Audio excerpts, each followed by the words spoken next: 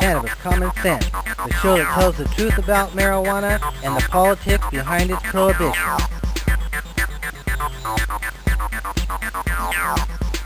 Hello and welcome. Another exciting edition of Cannabis Common Sense. We have a great show for you tonight. We're happy to have Jim Fowley back from Global Cannabis Visions, or also the director of the Avatar Kiva Project and Bio 520. Lots of different things. Extractor, King International. Welcome back. Thanks, Bob. And thanks for coming back on, Dana. Thank you. Dana Canales, longtime volunteer on the show. And over in the wings we have Mr. John Cornett. Hey, John. Hey, how you doing, bud? Very well, very well. Hanging in here. Good. You ready to play some music? I better. We got about 15 minutes of news coming up on our hemp news segment, and then we'll be taking your phone calls and talking to both Jim and Dana here, and we've got a couple videos to roll in as well. So stay tuned as we bring on our infamous dancing cannabis leaves. I feel the force.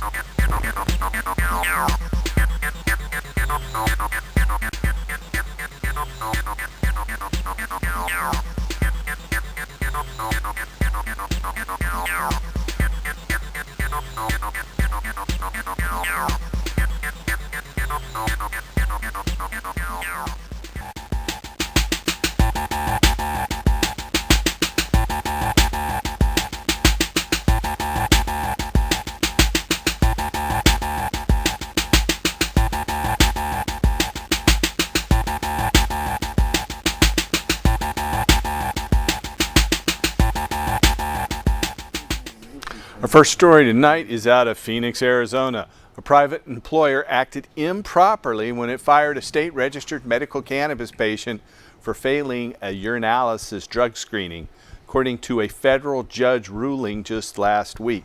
United States District Judge James Teelborg opined that Walmart violated Arizona law by terminating an employee solely for testing positive for the presence of inactive THC metabolites in her urine.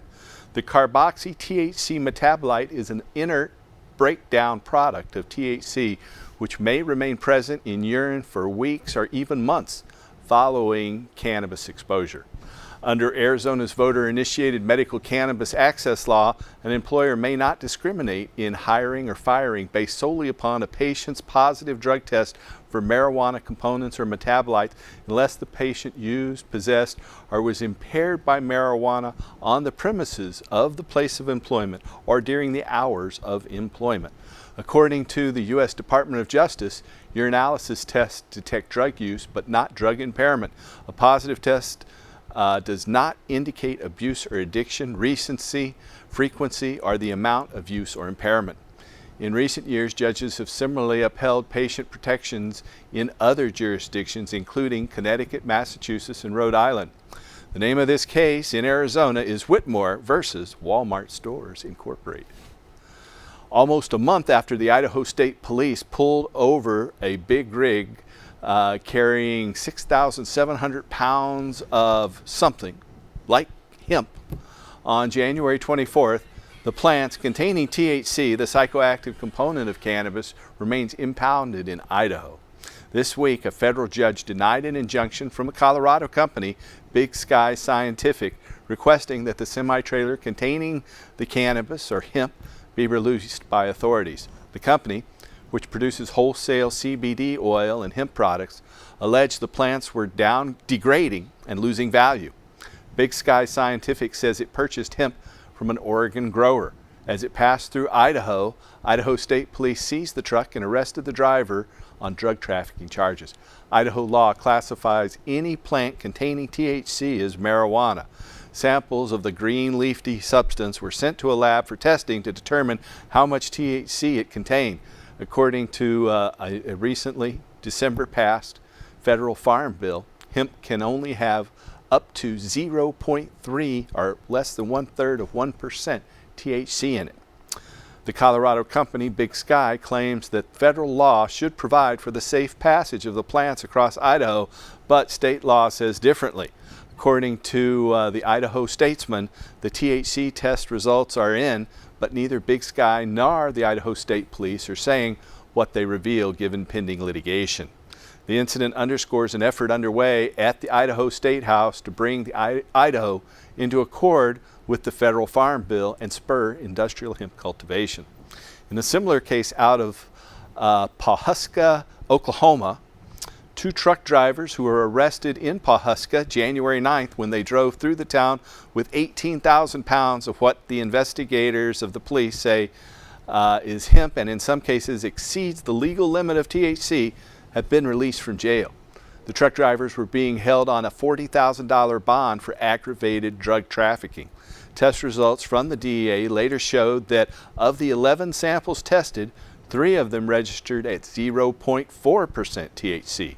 Since the legal threshold for hemp is 0.3%, they said that this isn't hemp but marijuana. That's the only difference between the two.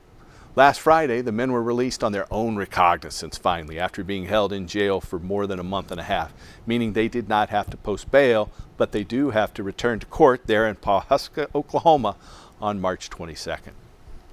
Our next story is out of Boston, Massachusetts. State laws liberalizing cannabis's criminal status are not associated over the long term with any significant uptick in youth use, according to data published in the American Journal of Drug and Alcohol Abuse.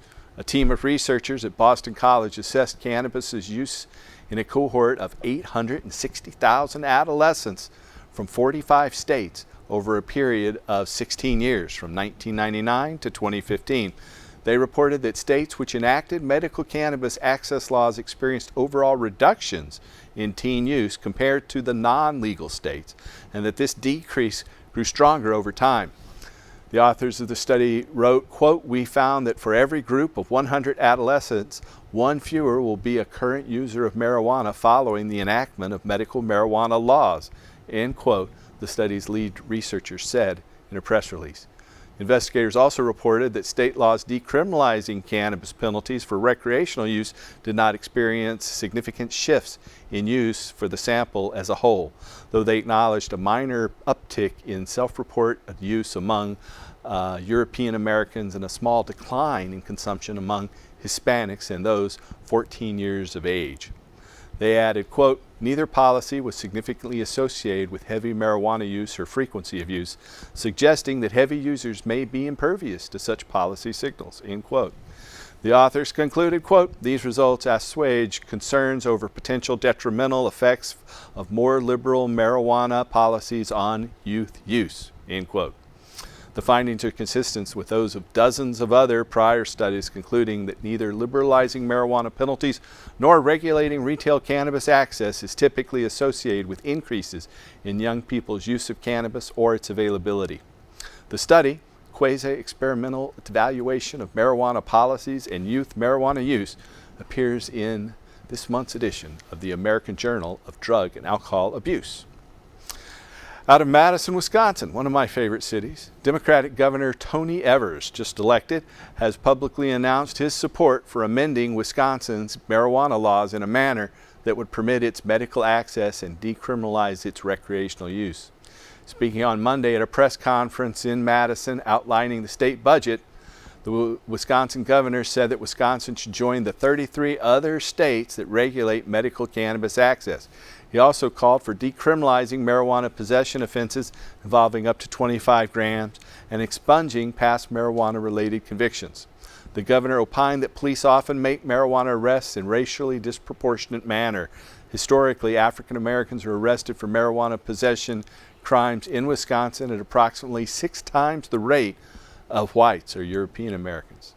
Under existing state law, the possession of marijuana is classified as a criminal misdemeanor, punishable by up to 6 months in jail, a $1,000 fine, and a criminal record. Cannabis exposure is not associated with significant changes in brain morphology in either older or younger subjects, according to a pair of newly published studies. In the first study, University of Pennsylvania researchers from the Perelman School of Medicine compared brain scans of occasional 1 or 2 times per week and frequent more than 3 times per week marijuana consumers versus non-users.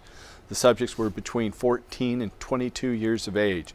The investigators reported, quote, "There were no significant differences by cannabis group in global or regional brain volumes, cortical thickness or gray matter density, and no significant group by age interactions were found. Follow-up analyses indicate that the values of structural neuroimaging measures by cannabis group were similar across regions, and any differences among the groups were likely of a small magnitude, end quote. The authors of this study, they concluded, quote, in sum, structural brain metrics were largely similar among adolescents and young adult cannabis users and non-users, end quote. The findings appear in the journal Neuropsychopharmacology. In the second study, researchers from the University of Colorado at Boulder compared magnetic resonance imaging, or MRI scans, in 28 cannabis users over the age of 60 versus matched controls. Cannabis consumers on average had used marijuana weekly for 24 years. The authors reported that long-term cannabis exposure, quote, does not have a widespread impact on overall cortical volumes while controlling for age, despite over 2 decades of regular cannabis use on average.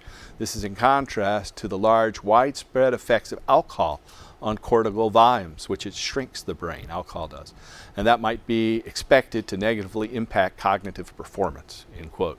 The researchers also reported no significant differences between the groups with regard to cognitive performance. This study concluded, quote, the current study was able to explore cannabis use in a novel, older adult population that has seen recent dramatic increases in cannabis use while controlling for likely confounding variables, such as alcohol use. The participants in this study were generally healthy and highly educated, and it is in this context that cannabis use showed limited effects on brain structural measures or cognitive performance, end quote. The findings appear in the journal Psychiatric Research, Neuroimaging. These findings dispute the long-standing stoner stupid stereotype and should help assuage fears that cannabis' acute effects on neurocognitive behavior may persist long after drugs ingestion, or that cannabis exposure is associated with any sort of significant changes in the brain morphology. The study's conclusions are similar to those of prior trials, finding no significant long-term changes in brain structure attributable to cannabis exposure. The study, Cannabis Use in Youth is associated with limited alterations in brain structure, appears in Neuropharmacology, and the study preliminary results from a pilot study examining brain structure in older adult cannabis users and non-users appears in Psychiatric Research, Neuroimaging. Our next story is from Jerusalem in Israel. Children diagnosed with autism spectrum disorder possess lower levels of endogenous cannabinoids that do match controls according to data published in the journal Molecular Autism. Israeli researchers compared endocannabinoid serum levels in 93 patients with autism spectrum disorder versus controls. They reported, quote, substantially lower serum levels of the primary endocannabinoid anandamide, which is similar to THC, as well as its related compounds in children with autism spectrum disorder. In recent months, several clinical trials have demonstrated that supplemental administration of plant-derived CBD-dominant cannabis extracts is associated with symptom mitigation in patients with autism spectrum disorder. This study, lower circulating cannabinoid levels in children with autism spectrum disorder, appears in Molecular Autism. Out of Trenton, New Jersey, newly elected Democratic Governor Phil Murphy has reportedly reached an agreement with leaders in the New Jersey Senate and Assembly to move forward with legislation to regulate the adult use and retail sale of marijuana. In November, state lawmakers moved a pair of legalization bills to the floor. However, the governor and legislative leaders differed on how best to tax retail sales. According to the source familiar with the negotiations, the leaders have agreed to impose a $42 per ounce tax on retail cannabis sales. Governor Murphy's long expressed support for regulating cannabis, stating, quote, legalization will allow us to reinvest directly in our communities, especially the urban neighborhoods hardest hit by the misguided war on drugs, in their economic development, in health care, in housing, child care, and after-school programs, and other critical areas. These investments will pay dividends far greater than the cost of mass incarceration, end quote, according to the new Jersey Governor Murphy. Our next story is from Buffalo, New York. The mayor of Buffalo has requested the city police department to cease making low-level marijuana arrests. The policy change is similar to those in other major cities around the country, including Baltimore, St. Louis, Philadelphia, and Norfolk, Virginia. Buffalo Police Captain Jeff Rinaldo offered no objection to the change, stating that, quote, legalization appears to be on the horizon, end quote. In December, New York's Democratic Governor Andrew Cuomo announced that enacting legislation to legalize and regulate adult marijuana use is among his administration's top priorities. At the state level, the North Dakota House of Representatives defeated a decriminalization bill on the North Dakota floor by a narrow 43 to 47 vote. On the same day, a political group, Legalize ND, announced that they will again try to put a legalization initiative on North Dakota's 2020 ballot. In 2018, a similar measure failed by a margin of 41% in favor to 59% against. In Arizona, Governor Doug Ducey signed legislation into law this week permitting the production of industrial hemp in accordance with the new federal regulations.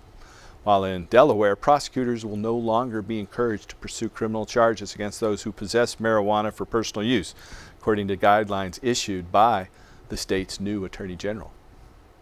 Regulators in Iowa added 2 new medical cannabis qualifying conditions to the current list of medical conditions that qualify in Iowa: ulcerative colitis, effective immediately, and severe pediatric autism with self-injurious or aggressive behaviors, which will become effective there in Iowa on April 2nd. That's the end of our hemp news segment tonight, and Mr. John Cornett's been patiently standing by, ready to play us music.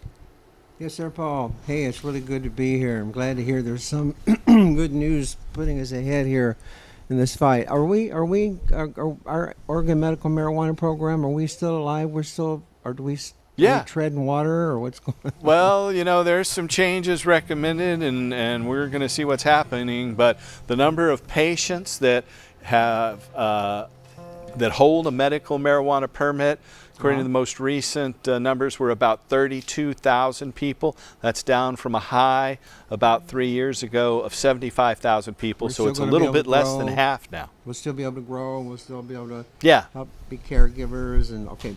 Thank you. That's all I need to know. The medical marijuana program is still intact so far. Yeah, well, you know, this song, Mary Jane, kind of tells a little bit of the history that I've learned around here and other places, and it goes like this. I wrote this one. I think it kind of tells a story. For 12,000 years, she's healed our lives. For 1,000 more, she will break the fight. She's my Joan of Arc, reaches through the flames, says, come to me, I can heal your pain.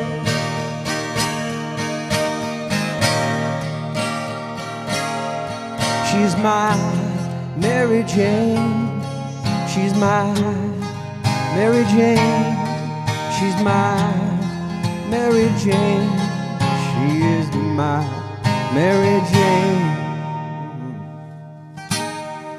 She comes to me, gives me sight, she holds me up in the heat of the fight. She's my Rosa Parks, holds her seat. She's amazing grace, she is oh so sweet.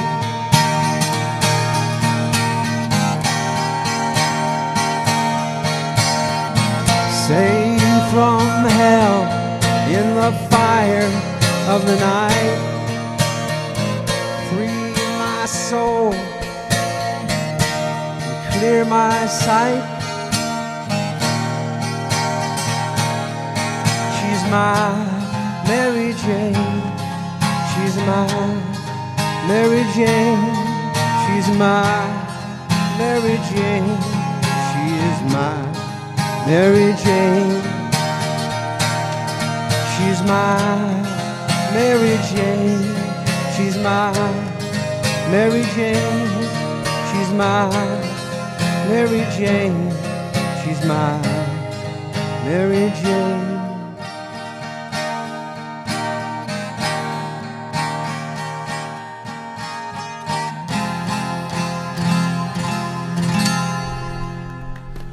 All right. Thank you, John. John will be 12,000 years recorded. Yeah. Well, you know, the talk I usually give, it's 25,000 now. 25, excuse me. I have to That's change. okay. That's okay. Probably longer than that, but, you know, that's what the archaeologists have most recently discovered. Yeah, I want to hear that talk. Jim Fowley with Global Vision Resources and Dana Cannabis. Welcome back to the show. Thank you. Yeah, I told you, going to give that talk in Denver on the 28th of March, in Mexico City on the 31st of March, and then in Guadalajara, Mexico at the university there on the 4th of April, and at a cannabis event on the 6th of April. So It's right I'll have around- lots of practice after that. And the 5th of April is my birthday, so it's like right on both sides of my birthday. Come to Guadalajara. We'll be we'll be celebrating. Is anybody recording it? Are you going to do any No kind of- plans to, but I'm sure that you'd be welcome to if you We wanted. need to get David down there. That would be good. That would be good. That's our friend David Jester, who's in the control room tonight and introduced me to you here last week. Pro video. Yeah, That's he David. is. He's very good at the video. So we are taking phone calls tonight. If you have a question about cannabis, this is the place to call. And you can call that number there on your screen, 503-288-4442. And I believe we have a caller who's standing by. Welcome to the show, caller. Hello, caller. Hello. Hi. I am a longtime fan of the show. I've been watching for a while, and I'm a first-time caller. And I was wondering about cannabis laws. I'm recently applying for a job, and I didn't know that when I take a drug test, could they actually hold my application if they find any CBD or THC in that drug They don't test? have a test for CBD, but Okay. it's up to the employer whether they want to screen for cannabis or not. They aren't required to, but most of them do. If they're giving you a urine test, then they're probably going to test for marijuana and not hire you if it tests positive. You might inquire with the drug testing company or the company you're taking the test with. But cannabigotry is still alive and bearing down on all of us, but hopefully that'll change soon. Yes, absolutely. Any other question or anything? No, but thank you so much for answering my call. Hey, you're very welcome. Thanks for calling in. Thank you. If you have a question or comment for us tonight and you're watching here on February 22nd, then you can call us at that number there on your screen, 503-288-4442, and we'll be taking phone calls right up to the top of the hour. So tell us what Global Vision Resources, your company, is up to, Jim. I know we up last to? week we had a pretty quick conversation. Yeah, but that there was- was a lot to talk on, and I'm glad to have you back. Yeah, it was pretty. That was pretty wild. That was 2-hour notice. Today, 6-hour notice. So I got a little extra time to consider what. And a week to think about what you'd said last week. Yeah, in a week. Hopefully you to think didn't about. say anything you wish you had. No, Good. I didn't. What we're doing now, Global Vision Resources, is basically we're a service-oriented company.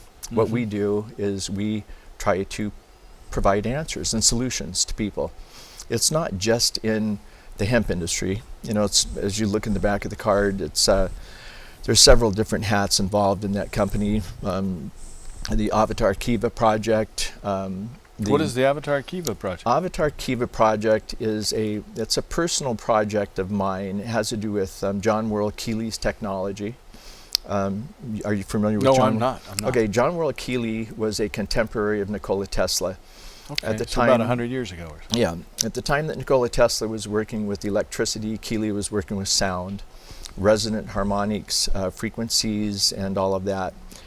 The Avatar Kiva project works, it's a healing modality, and it works with tuned electromagnetism and harmonics, sound, and also light. It's conjoining all three of those modalities together to create one healing octave. That's like a little special thing, and we're not quite ready to discuss too much about it right now just because of where we're at with the AMA and all of that. There can be no healing things talked about what it does or what it's capable of doing. So, but if you envision yourself in an 8-foot large stainless steel ostrich egg that has energy frequencies moving through in harmonics or resonant frequency, in magnetics or Gauss frequency, and visual luminosity vibrating at certain frequencies harmonious to one another that fit within the spectrum of the human energy field, that's what it is about. And so that's about as much as I currently am prepared I know our musical guy, John, he's been talking about certain frequencies for music. In fact, I see him moving to the in-studio microphone, and I think you might want to say something. Go ahead, John. Well, if you want to really see what frequency can do, go look up Royal Rife and the Rife gear, and this is real, folks. If you know the frequency of any disease, you can wipe it out with sound just by using two frequencies to create a center frequency, and whatever that center frequency is, if it's vibrating in sympathetic vibration with, let's say, a cancer cell, boom, no cancer. It wipes it out. It vibrates it out of existence. Wow. And there's a host of 1,000 different ways to use it. I know you play your music at a different 432. frequency. What? A equal 432 hertz. Okay. I'm sure you know about that. Yeah, absolutely. And that's one of the things in our research at basically I studied with the Sympathetic Vibrational Physics Center out of, I think it's Denver, Boulder, Colorado. It's basically set up by Dale Pond. Dale Pond is the primary archive holder for the Keeley works and all of this stuff that wasn't kidnapped by the U.S. government or the dark forces when Keeley was not accepted by the Carnegie Foundation and Nikola Tesla was, and we decided to go to AC lighting and the coils for cars instead of looking at Keeley's work and seeing how harmonics and resonant frequencies worked and how they would have changed the world. And one of the things that in our research that we did uncover is some of the ancient stuff having to do with this symbol. The flower. That's a cannabis symbol, isn't it? That's flower of life. Flower of it's life. Like if you take that symbol there, which is the Sri Yantra, which Very is similar to the Japanese symbol for cannabis. Yeah, well, and it may have come from that. That's why I'd like to hear your talk about the history of cannabis. Yeah, because I cross a lot of different cultural lines, talk about cannabis. I was honored to speak at an environmental hemp forum in Kyoto, Japan, back in 2016, about 2.5 years ago. I would love to hear that talk. That one is recorded. It's yeah. out there. Well, the Japanese Prime Minister's wife was the keynote speaker there. The Japanese Prime Minister Shinzo Abe, and his wife is Akie Abe, and she gave a very inspiring speech. You need to get that to David so you can get it to me. Okay. Get it to David so he can get it to me. Okay. I got invited back to Japan in December to give another presentation there. So, the world's awakening, and as you'll notice on the front of the card, the reason for that symbol is because, as John was saying, and why he's tuned to 432 hertz, is it's the vibrational frequency of existence in our plane, in this harmonic, this thing that we call the real world, this deal here. All of the galaxies, super galaxies, all of that vibrate at a frequency which is 432 hertz. Recent physics have talked about string theory and different that's part of it. Vibrations of these strings of matter.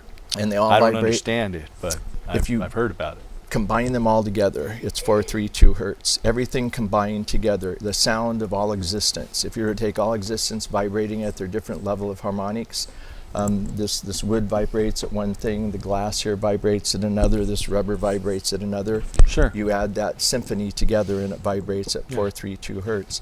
The ancients knew this. That's why if you go to the temples of Egypt, you'll see this symbol carved on one of the most ancient temples of Egypt. The ancients knew about the harmonics. They knew that the Essentially, like we historians, we go back and, like you go back into the Hebrew writings, and you go back further than that to the Sumer writings and etc.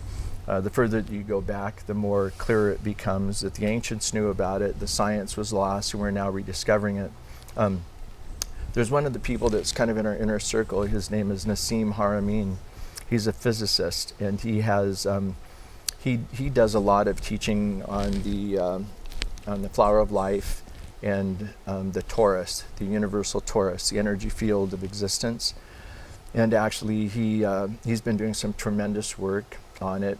And one of the things that I had mentioned to you earlier, remember we had talked about Peter Tompkins' The Secret Life of Plants? Yes. That we both said that we read back in Read 1972. back when I was a teenager. Yeah, when we were youngsters. And the thing that I really thought was really interesting was Peter's experiment when he did the tomato plants and had the people come by and talk to the tomato plants, and they're all happy camper tomato plants, and then the last guy walks through and grabs one of the tomato plants, throws it on the floor, stomps it out, and then everybody individually left the room, and then they come back and then they walk back through the tomato plants, and the tomato plants hook to EKGs.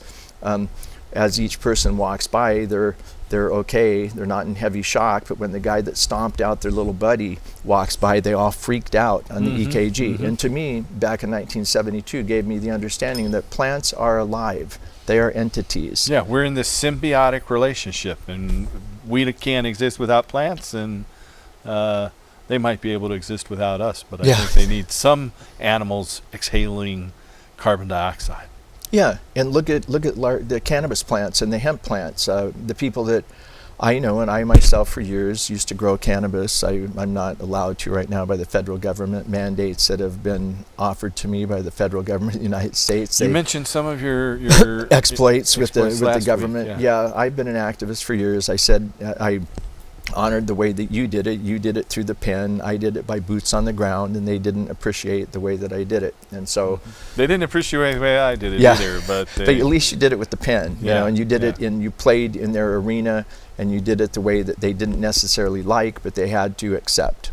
You know, they didn't have to accept the way I did it. So we had a conflict. Let's put it that way. Currently what we're doing in Global Vision Resources is we are working primarily, it seems that the big industry right now in the world, especially in the US, is the hemp industry. It's exploding. It's similar to, I would say, Apple or Microsoft or the .com era. That's where it's moving. And I would say to business people everywhere, if you're having a struggle, you might want to stare over into that department, because it's going to offer things that are sitting on the table. It's going to offer hempcrete. It's going to redo fabric, again, here in the United States. It's going to make every type of oil you can imagine, hemp milk and hemp seeds and hemp plastic. Hemp plastic, exactly. Opportunities abound. Yeah, and so anybody out there, anybody can begin starting in a small scale operation, because that's kind of where the country is. Everybody's doing it.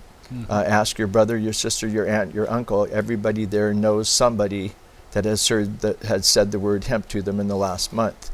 And it's the same thing when we heard about Apple. We all began to talk about it back then. And there's this little guy up in Seattle that was playing with this little computer thing where everybody might be able to have one. And now we all walk around with supercomputers that are far more intelligent than ones that put man on the moon. And I know that's a controversy, whether man... Just Dick Tracy. My wife just got a Dick Tracy watch the other day, and it's pretty funny. It's like, remember the Dick Tracy? We were looking at it when we were kids. I remember the cartoon. Sure. And now we have them, you know. But they're more advanced than Dick ever had. That's it's true. Like they're much more advanced. Yeah, than you can ping a 12-year-old in China, and she can talk back to you. You know. Secrets at your door. So we are taking viewer phone calls tonight. If you have a question for us, you can call us. We'll be on about another 25 minutes or so here. Call us at that number on your screen. It's 503-288-4442. We have a studio audience member who is at the microphone. Go right ahead, Judy. A question and a request.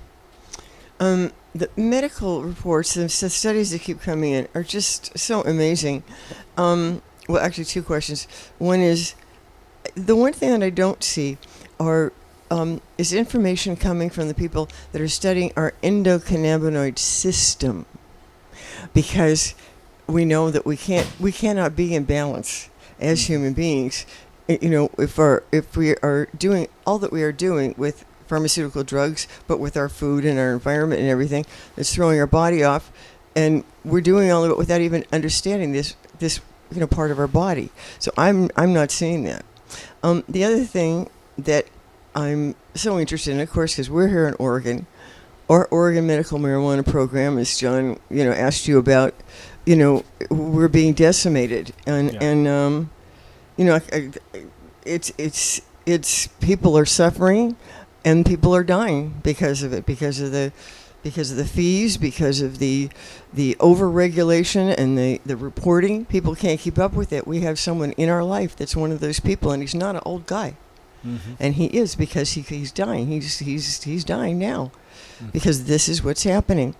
I haven't seen any kind of stories, comprehensive or otherwise, about the plight of the medical patients in Oregon.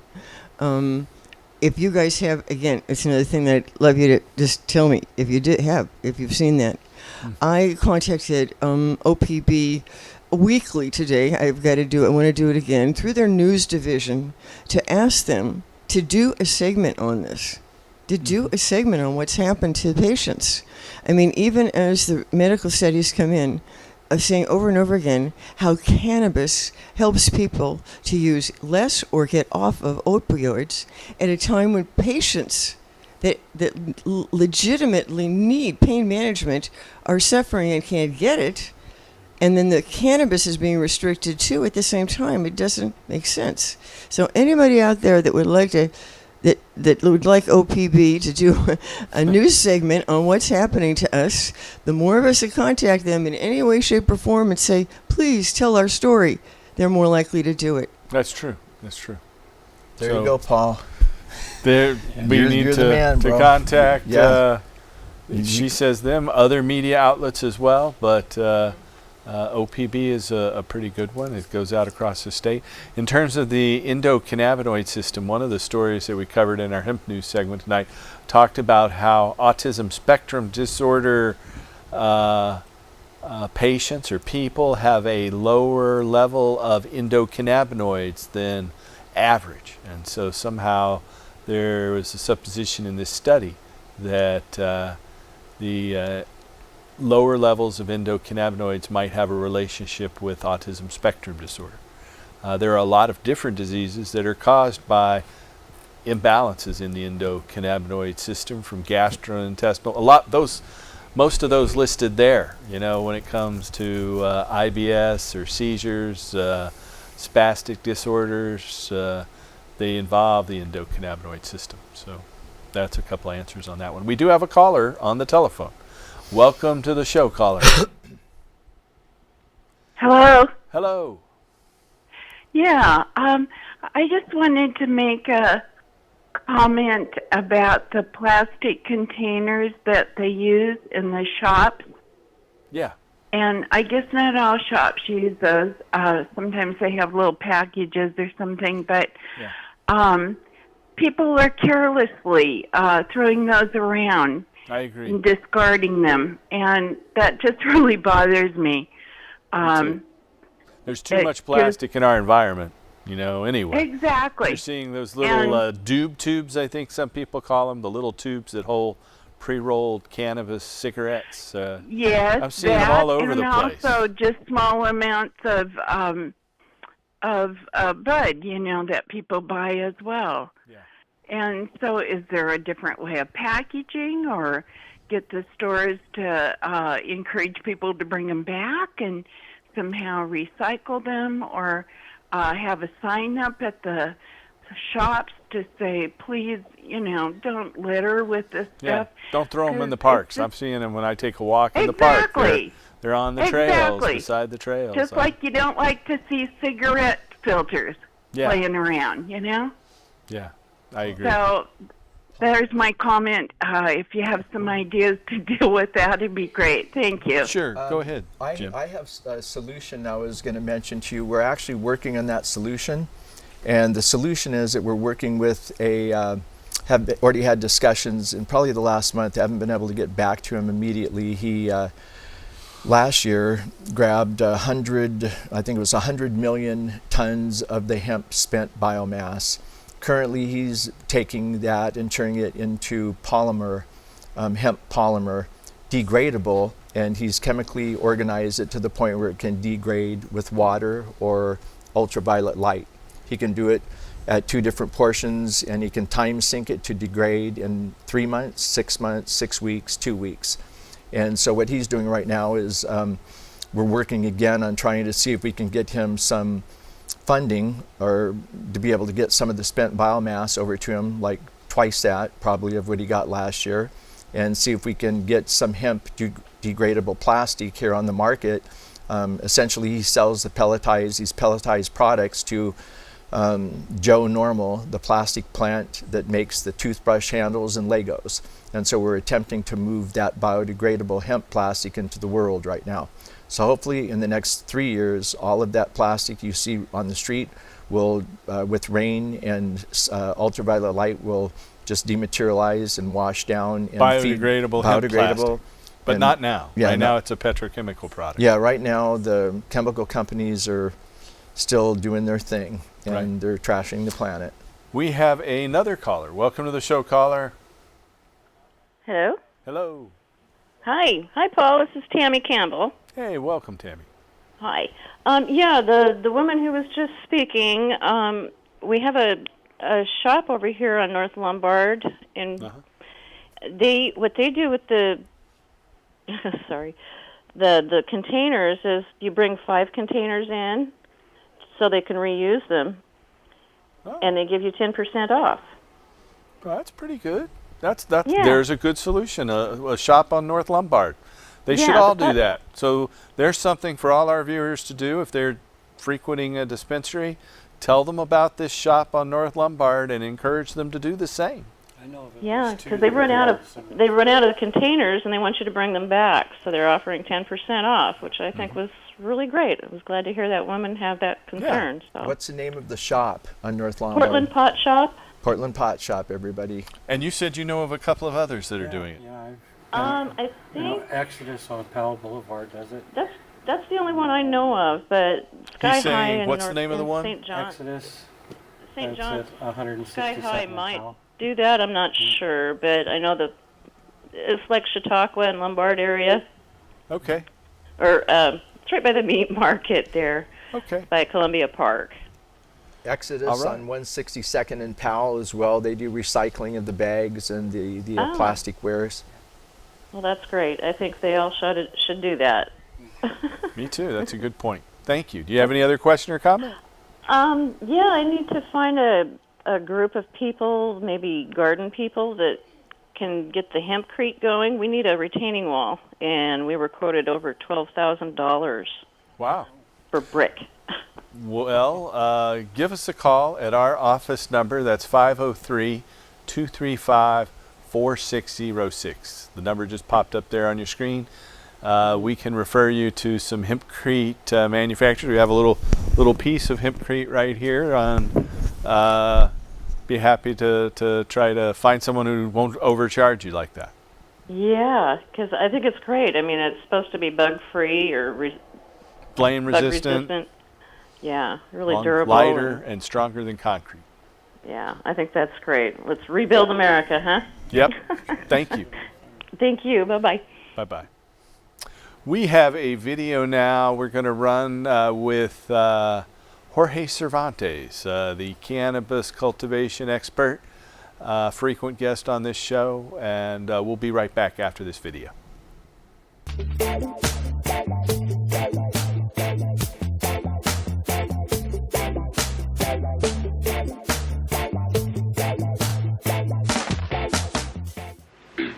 Hi, I'm Jorge Cervantes, and I'm here, well, guess what? I haven't been to an indoor grow room for a long time, a couple years actually. I've been outdoors and in greenhouses because that's what I like. But we're here in Bend, Oregon. And what's the name of this? Mr. Jolly's? Dr. Jolly's. Dr. Jolly's. Okay, we're in a Jolly place here. And the reason I started right here is because this is just one of the panels here. One of the electrical panels. You can see it's numbered like 1 to 42, I think it is, yeah. Here's another one just like it. So I gotta make a quick introduction here and we'll meet some people and we're gonna go on this killer tour, man. I mean, you're gonna like it. Okay, so I gotta turn the camera around. Here we go. Okay, hey, so please tell us your name, everything. I know this is Ben, but Ben's got more to say than that. My name's Ben Hebert. I am one of the co-owners of Dr. Jolly's. Founded this company with my brother back in 2013. And we're family owned and operated. We do all indoor cultivation here. We have an emphasis on organic production and no-till cannabis production here. We have also a commercial kitchen and lab that we'll be checking out today. All right, well, we're going to be looking at everything. I'm not going to go through all you guys to say all the names right now. We'll kind of meet you guys as we go through when you have different things that you need to say, specialty stuff. Perfect. But first thing, let's look at this here. We've got this 002 SA thing here, but we've got Dr. Jolly's bedroom. Well, let's take a look in here. It says a warning, so whoa, okay. Camera's got to change here. Look at this. We got a little bit of dope here. Excuse me, cannabis, yeah. It's cannabis, that's what it is. I'm going to take a look down here, and just so you get an idea. Man, I'll tell you, see, look at this. It's amazing, really consistent. That's got to be clones. Everything else is consistent. We've got obviously three different stages of growth here. Three different big plantings and different varietals. You can tell there we've got one size here, another size there, and then it changes throughout, as you can see. And just look at these lights here. Well, I'm gonna talk to Ben and then the two growers here that have already told me their names that I've forgotten. You know, I'm just like an airhead. But what's going on in here? Anyway, who's the best guy to explain it to me? This is where the magic happens. This is where the magic happens. Get everything started from the beginning. Our clones is where it starts, and then we'll progressively move them over from table to table, getting ready for our next room. Okay. So that's good. You're a little ways from the camera, so we got to talk as loud as possible. Okay, well, let's go through this. How big is this room anyway? This room is about 24 by 40 feet, I believe. 24 by 40 feet. Okay, 24 feet wide by 40 feet long. And then how long are these beds? These are 4 by 8. So 4 by 8. 8, 16, 24, 32. 48. I guess it's 24 by 60. Okay, 24 by 60. That sounds a little better. Yeah. That's, the funny thing is, it's hard to remember all this stuff because you guys got a ton of things going on. Right here in this room, there's probably, give or take, about 1,200 plants. About 1,200 plants, okay. And they're different sets of plants going into different flower rooms within the building. Okay. So what are these over here? What are these plants here? Those are archived seed banks, Valley Vixen. Archived seed banks, Valley Vixen. Okay. San Fernando OG Cross with Dosido. Cross with Dosido. Okay, I love these names. We got LA and Country Western on that. And then you've got another variety here and another one there. What's going on there? About 100 varieties in this. There's probably about 100 varieties in this. We do a lot of seed in this room here? In this building. Okay, let's just talk about right here and now because you got a pretty big place. Yeah, there's quite a few in here as well. Okay. Just in seed production, we have seed plants that we're popping, hunting for the best phenotypes and all that. Okay, One thing you might notice about the lighting is we have the mixed spectrum lighting in here. In Netherlands we call them red and blue. Yeah. Metal halide and high pressure sodium. Yep. That helps kind of harden the plants off to the high pressure sodium. They'll tend to shock a little bit when you put them directly under these dual-ended bulbs. So we find that reduces it a little bit. So they're those from fluorescent into the mixed spectrum. Okay, I see. It's kind of hard. I shine this up there. The camera won't pick it up. But those are the dual-ended bulbs that have a fixture on either end, so the electricity goes all the way straight through them, right? Absolutely. Okay, and they're quite a bit more efficient too. Yeah, we run these pretty low in this room, but low. What do you mean low? Like close to the plants, or a low wattage, or low both? wattage. Low wattage. So we ramp the wattage up as time goes on. Okay. Because the plants can't take it early on. That's why we switch from this fluorescent spectrum into this spectrum. Okay, we now. run the mix. Okay, now these are fluorescents, but they're T5 fluorescents, aren't T5, they? yes. And those are quite very, very bright too. Yes. Okay. We got to thank Jorge Cervantes for letting us use his videos, and you can find out more about what he's got going on at marijuanagrowing.com. That's marijuanagrowing.com. So you guys were chatting there about the carry on. Well, what he was beginning to discuss was really fascinating to me. I know he can only give limited information. I understand that for proprietary reasons, I'm sure.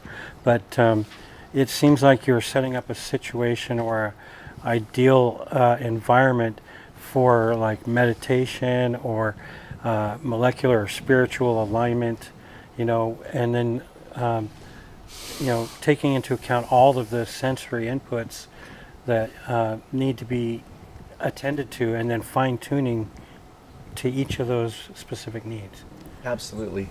That's some of the stuff that we've been working on, not only with plants, but the human body. We've found that one of the things that we work with in this one thing that's called Bio 520 here is it's an energized frequency where we have found that we can take the fingerprint or the thumbprint of any mineral. It actually has an electron field around that, so we can print that. We know what resonant frequency that they function at by the level of the electron cloud spin and the velocity, etc.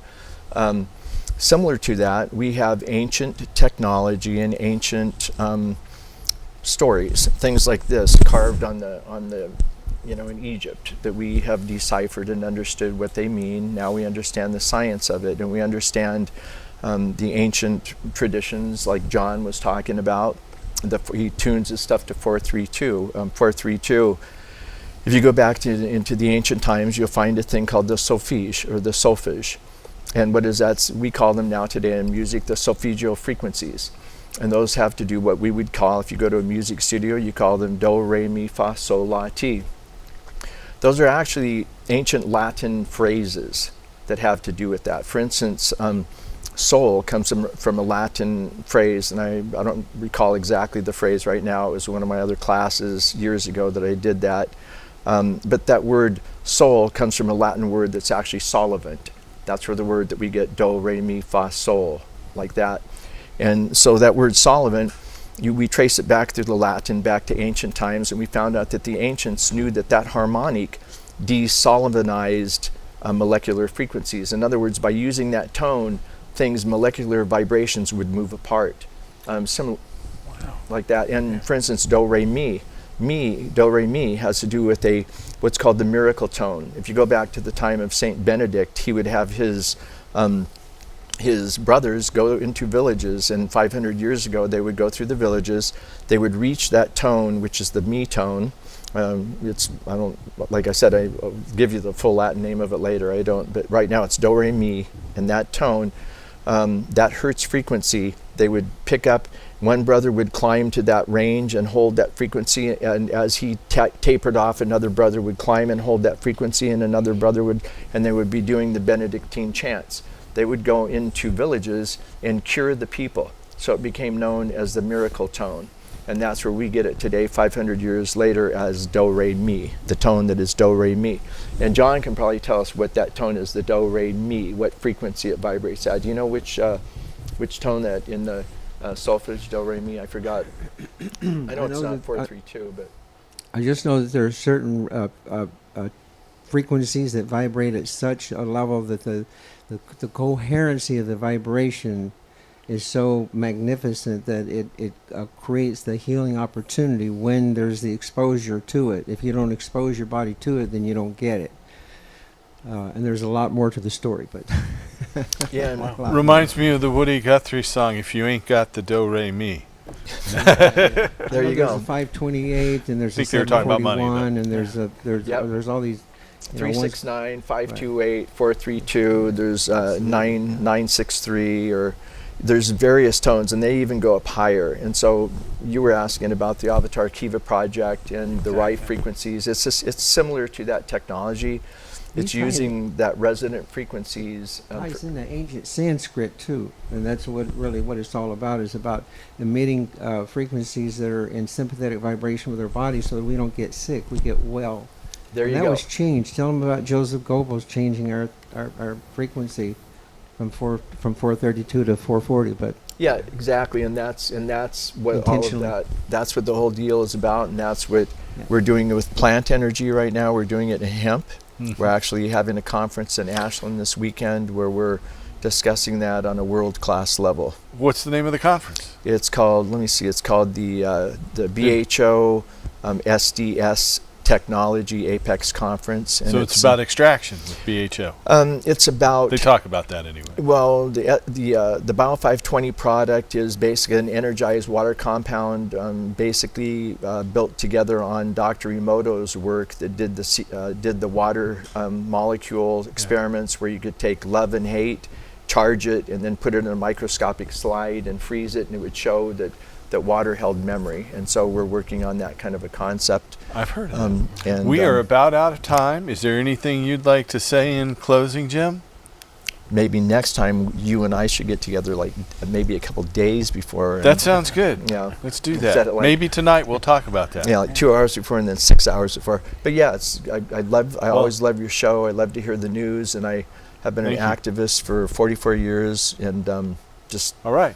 Well, if you are out there and you're looking for a doctor who can help you get a medical marijuana permit, we have doctors all around the country and a physician referral service. So if you are needing that, or you have any other questions about cannabis, if you have any of these conditions, then give us a call at 503-235-4606. That's 503-235-4606. That number right there. Anyway, thanks again for being there. Thank you, Jim. Thank you, Dana. Thank you, John Cornett. Thank you, viewers. We will not be back with a live show next week, but we'll be back on the 8th. We'll have a pre-recorded show for next week. Thanks for watching, and help restore hemp. Cannabis is the tree of life to me.